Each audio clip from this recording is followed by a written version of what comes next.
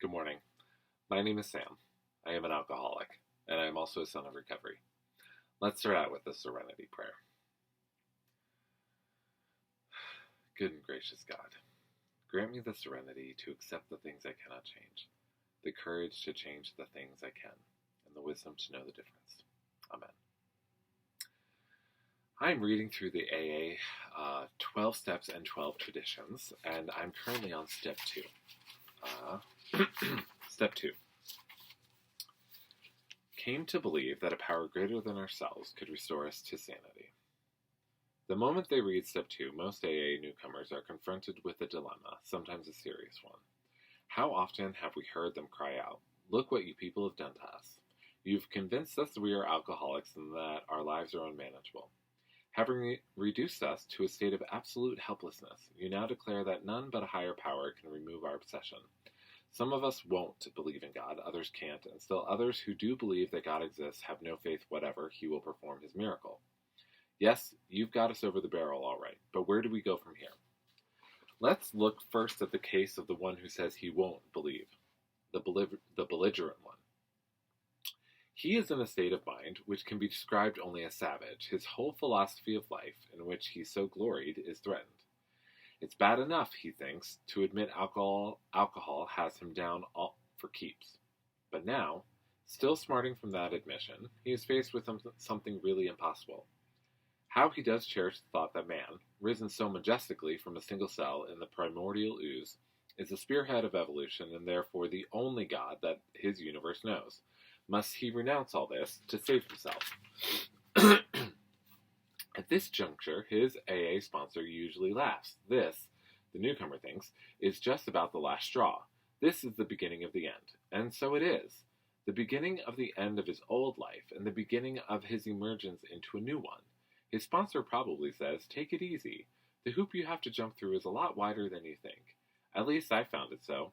So did a friend of mine who is a one-time vice president of the American Atheist Society, but he got through the room to spare. Well, says the newcomer, I know you're telling me the truth. It's no doubt a fact that AA is full of people who once believed as I do. But just how, in these circumstances, does a fellow take it easy? That's what I want to know. That, agrees the sponsor, is a very good question indeed.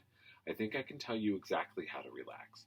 You won't have to work at it very hard either. Listen, if you will, to these 3 statements. First, Alcoholics Anonymous does not demand that you believe anything. All of its 12 steps are but suggestions. Second, to get sober and to stay sober, you don't have to swallow all of Step 2 right now. Looking back, I find that I took it piecemeal myself. Third, all you really need is a truly open mind. Just resign from the debating society and quit bothering yourself with such deep questions as whether it was the hen or the egg that came first. Again, I say, all you need is the open mind. The sponsor continues. Take, for example, my own case. I had a scientific schooling. Naturally, I respected, venerated, even worshipped science. As a matter of fact, I still do, all except the worship part. Time after time, my instructors held up to me the basic principle of all scientific progress. Search and research, again and again, always with the open mind. When I first looked at AA, my reaction was just like yours. This AA business, I thought, is totally unscientific. This I can't swallow. I simply won't consider such nonsense. Then I woke up. I had to admit that AA showed results. Prodigious results. I saw that my attitude regarding these had been anything but scientific. It wasn't AA that had the closed mind. It was me.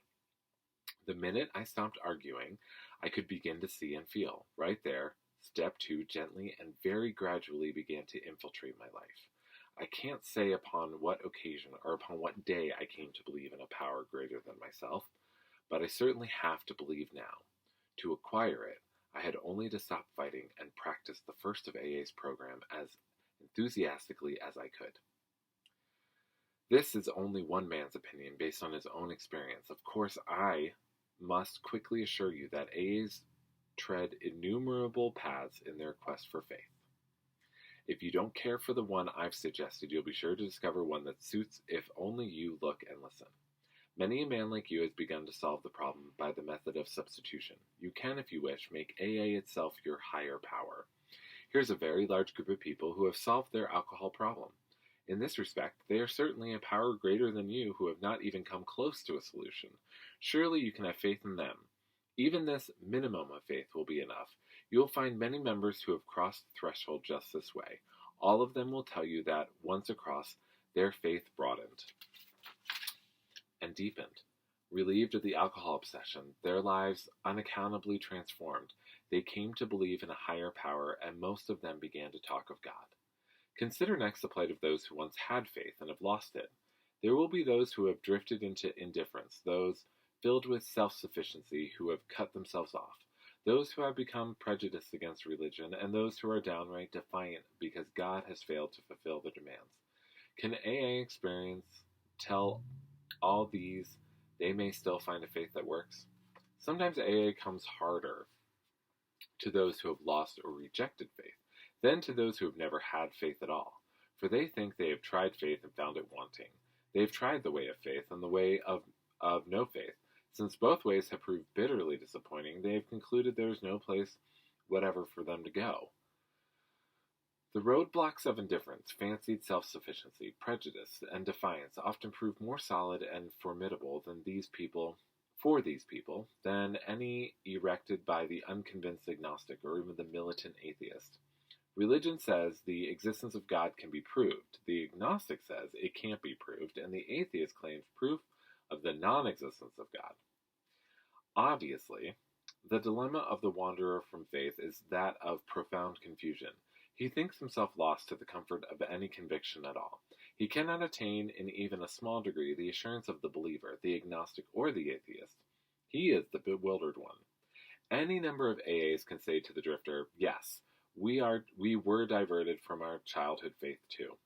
The overconfidence of youth was too much for us. Of course, we were glad that good home and religious training had given us certain values. We were still sure that we ought to be fairly honest, tolerant, and just, that we ought to be ambitious and hard-working. We became convinced that such simple rules of fair play and decency would be enough. As material success founded upon no more than these ordinary attributes began to come to us, we felt we were winning at the game of life. This was exhilarating, and it made us happy. Why should we be bothered with theological abstractions and religious duties, or with the state of our souls here or hereafter? The here and now was good enough for us. The will to win would carry us through. But then alcohol began to have its way with us. Finally, when all our scorecards read 0, and we saw that one more strike would put us out of the game forever, we had to look for our lost faith. It was in AA that we rediscovered it, and so can you. Now we come to another kind of problem, the intellectually self-sufficient man or woman. To these, many AAs can say, we were like you, far too smart for our own good. We loved to have people call us precocious. We used our education to blow ourselves up into prideful balloons, though we were careful to hide this from others. Secretly, we felt we could float above the rest of the folks on our brain power alone. Scientific progress told us there was nothing man couldn't do. Knowledge was all-powerful. Intellect could conquer nature. Since we were brighter than most folks, so we thought, the spoils of victory would be ours for the thinking. The God of intellect displaced the God of our fathers. But again, John Barleycorn had other ideas. We who had won so handsomely in a walk turned into all-time losers. We saw that we had to reconsider or die. We found many in AA who once thought as we did. They helped us to get down to our right size. By their example, they showed us that humility and intellect could be compatible, provided we placed humility first. When we began to do that, we received the gift of faith, a faith which works. This faith is for you too. Another crowd of AA say, we were plumb disgusted with religion and all its works. The Bible, we said, was full of nonsense. We could cite it chapter and verse. We couldn't see the Beatitudes for the begats. In spots, its morality was impossibly good. In others, it seemed impossibly bad. But it was the morality of the religionists themselves that really got us down. We gloated over the hypocrisy, bigotry, and crushing self-righteousness that clung to so many believers, even in their Sunday best. How we loved to shout the damaging fact that millions of the good men of religion were still killing one another off in the name of God. This This all meant, of course, that we had substituted negative for positive thinking.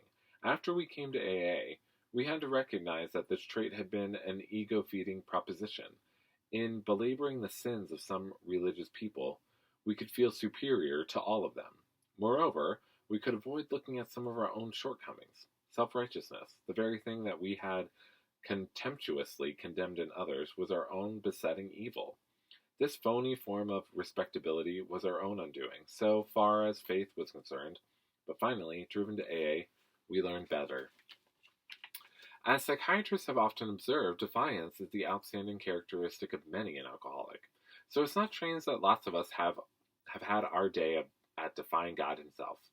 Sometimes it's because God has not delivered us the good things of life which we specified, as a greedy child makes an impossible list for Santa Claus. More often, though, we had met up with some major calamity, and to our own way of thinking lost out because God deserted us. The girl we wanted to marry had other notions. We prayed God that she'd change her mind, but she didn't. We prayed for healthy children, and were presented with sick ones, or none at all. We prayed for promotions at business, and none came. Loved ones, upon whom we heartily depended, were taken from us by so-called acts of God. Then we became drunkards, and asked God to stop that, but nothing happened. This was the unkindest cut of all. Damn this faith business, we said. When we encountered AA, the fallacy of our defiance was revealed. At no time had we asked what God's will was for us. Instead, we had been telling him what it ought to be. No man, we saw, could believe in God and defy him too. Belief meant reliance, not defiance. In AA, we saw the fruits of this belief, men and women spared from alcohol's final catastrophe. We saw them meet and transcend their other pains and trials. We saw them calmly accept impossible situations, seeking neither to run nor to recriminate. This was not only faith, it was faith that worked under all conditions. We soon concluded that whatever price in humility we must pay, we pay. Now, let's take the guy full of faith, but still reeking of alcohol. He believes he is devout, his religious observance is scrupulous. He's sure he still believes in God, but suspects that God doesn't believe in him. He takes pledges and more pledges, following each. He not only drinks again, but acts worse than the last time. Valiantly, he tries to fight alcohol, imploring God's help, but the help doesn't come. What, then, can be the matter? To clergymen, doctors, friends, and families, the alcoholic who means well and tries hard is a heartbreaking riddle. To most AAs, he is not. There are too many of us who have been just like him and found the riddle's answer. This answer has to do with the quality of faith rather than its quantity. This has been our blind spot. We supposed we had humility when really we hadn't. We supposed we had been serious about religious practices when, upon honest appraisal, we found we had been only superficial. Or, going to the other extreme, we had wallowed in emotionalism and had mistaken it for true religious feeling. In both cases, we had been asking something for nothing. The fact we really hadn't cleaned house so that the grace of God could enter us and expel the obsession. In no deep or meaningful sense had we ever taken stock of ourselves, made amends to those who we had harmed, or freely given to any other human being without any demand for reward. We had not even prayed rightly. We had only said, grant me my wishes, instead of thy will be done. The love of God and man we understood not at all. Therefore, we remained self-deceived and so incapable of receiving enough grace to restore us to sanity. Few indeed are the practicing alcoholics who have any idea how irrational they are, or seeing their irrationality can bear to face it. Some will be willing to term themselves problem drinkers, but cannot endure the suggestion that they are in fact mentally ill. They are abetted in this blindness by a world which does not understand the difference between sane drinking and alcoholism. Sanity is defined as soundness of mind. Yet no alcoholic, soberly analyzing his destructive behavior, whether the destruction fell on the dining room furniture or his own moral fiber, can claim soundness of mind for himself. Therefore, step 2 is the rallying point for all of us. Whether agnostic, atheist, or former believer, We can stand together on this step. Truly, humility and an open mind can lead us to faith, and every AA meeting is an assurance that God will restore us to sanity if we rightly relate ourselves to Him. Wow. Step 2. Whew! So, I have a lot underlined in here, but the most that I've underlined is in the last description of the last person who has faith. One thing that Bobby, my sponsor, said to me many times was that before he said yes to being my sponsor, the one thing that scared him was that I already had a higher power, and I knew why I had my higher power. I knew why. And I had my spiritual experiences in my life that backed me up on what I believed and why I believed, and not just the spiritual experiences part, but now I'm forgetting. But just I had a very strong faith, traditions. I had traditions and rituals that I followed. So I had a very, well, what some might say a strong foundation of faith, and this description is quite accurate. And I never believed that God turned His back on me. Ever. I just believed that I just was being too loud to listen. And I love this. The answer has to do with the quality of faith rather than its quantity. This has been our blind spot. We supposed we had humility when really we hadn't. We supposed we had been serious about religious practices when, upon honest appraisal, we found we had only superficial. I often think of my Uncle John, too, in this description of the alcoholic, because I know he was an incredibly intelligent man, but I believe he believed in God and never turned his back either. The fact was we really hadn't cleaned house so that the grace of God could enter us and expel the obsession. In no deep or meaningful sense had we ever taken stock of ourselves, made amends to those we had harmed, or freely given to any other human being without any demand for reward. That is true. We had not even prayed rightly. We had always said, "Grant me my wishes instead of thy will be done." This is the person I relate to the most here. But I have had many friends in AA who relate to all of the other ones as well. So that is the wonderful thing about this part of the higher power. That idea of really and truly letting the AA group become your higher power for a little bit, if that is what you need, because obviously they are a power greater than you that have been restored to sanity. And they were a power greater than me in the time that I needed them. So, please leave any comments, questions, or thoughts. Blessings, as always, and peace, love, and coffee.